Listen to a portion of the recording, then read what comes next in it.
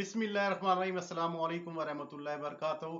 नाज़रीन कराम, आज का जो नुस्खा है वो है सर में जुएं होना। बच्चों के, बड़ों के, खासकर ख़वातीन के ज़्यादा होती हैं। इसका बड़ा आसान नुस्खा है। या तो नीम का असल खालिश तेल ले लें हमदर्द वाला, वो सर पे लगाएं, या नीम का पानी जो है ना अच्छी तरह उबाल के वो सर में लगाएं। उससे भी तन जुनून में दूर हो जाता है। और बेहतरीन और साफ नुस्खा ये है कि लीमू लेके ना उसे 2 टुकड़े करें और उसको लेके ना ऐसे रगड़, खूब अच्छी तरह सर में रगड़ें पूरी जगह पे।